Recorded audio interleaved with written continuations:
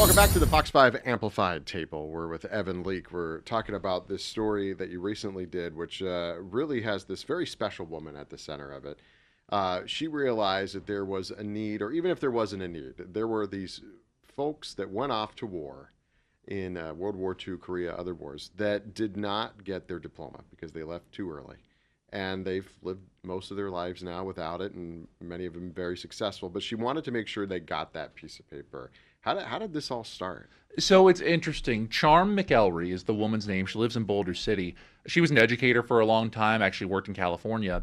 And it was kind of happenstance. She found out about this. She was going about her day, and a group reached out wanting to have a handful of veterans walk across the graduation stage at an upcoming high school graduation. She thought, why would I not do that? Of course I will let them do that. And she said she witnessed a 91-year-old veteran literally skipping across the graduation stage, and she thought, I need to be more a part of this. And so she found out more about it. It's actually through this program called Operation Recognition, which is strictly for this, finding these diplomas for these veterans, in particular for World War II, Korea, and Vietnam, our older veterans that fought still in that era of where they didn't get a choice but to go to war, and of course had to sacrifice so much.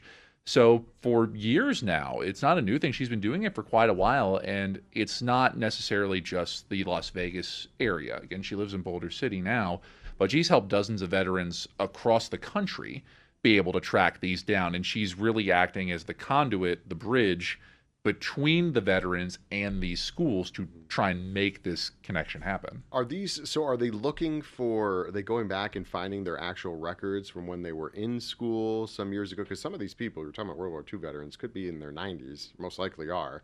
Were they going back and looking at their actual school to find that information? A lot of the veterans want to get back to the school that they did attend. The academic records, I think, can kind of be hit and miss of what you find, of where really... We care. Well, right. We're going to give it to you anyway. Yeah, it's like, oh, sorry, you got a C in math.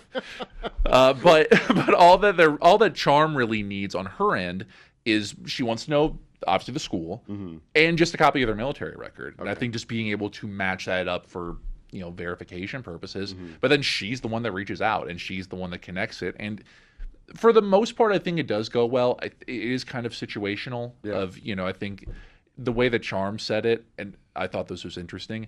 It seems when she's trying to talk with younger people involved with the schools, they don't necessarily get it as well. So I think it's been kind of an education process for her to try and make them understand. And sometimes it just could be a state issue. She's worked with veterans across 26 states, including one veteran in Kansas, and it took about a year to get his diploma. And that was just because of more of a legislation thing. Like there was, of where just for some reason there was proclamations in place for certain veterans of certain wars that could get it, but I believe this was a Vietnam War veteran, and that wasn't in their proclamation. So it actually took a year of almost getting litigation changed to actually make this happen. And she has this full, scrapbook portfolio of her graduates, as she calls them.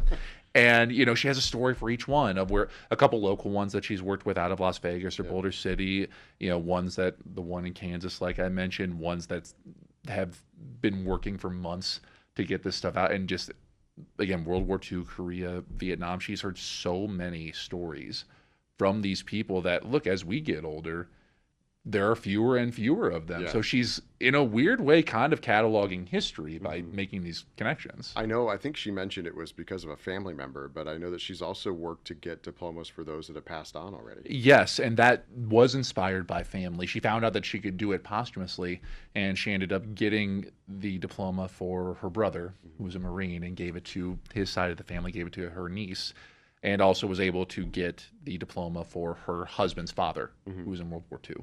And was able to get everything set up and actually presented that to her husband on Father's Day. And, it was a very sweet moment to it. But it was very interesting to hear that, of where she is going above and beyond for people that are here or have passed on.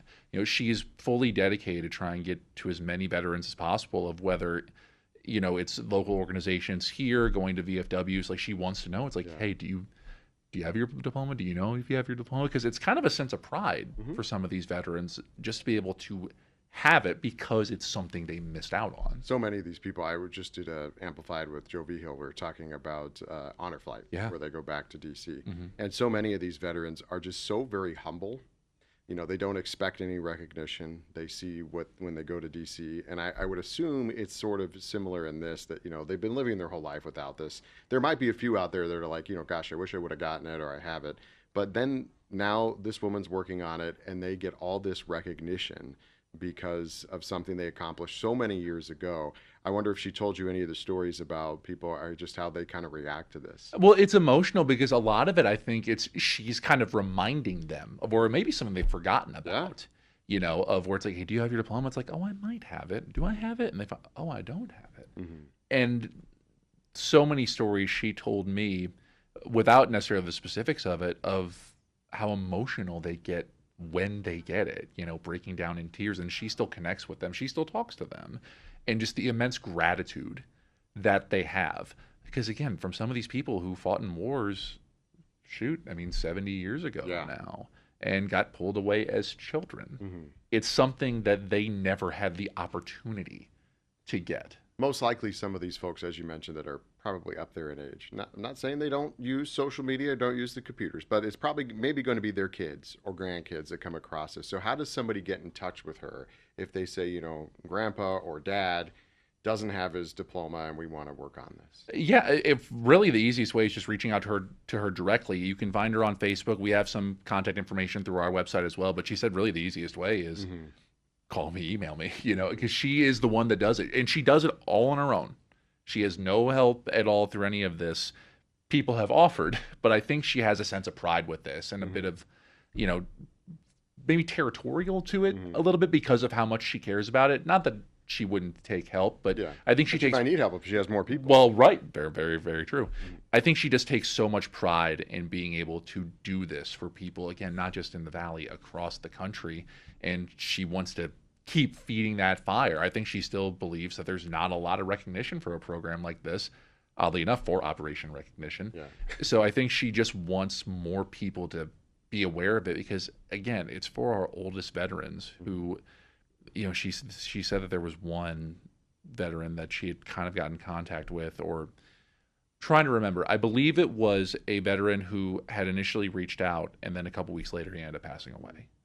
So it's trying to do as much of this as possible while they're still here.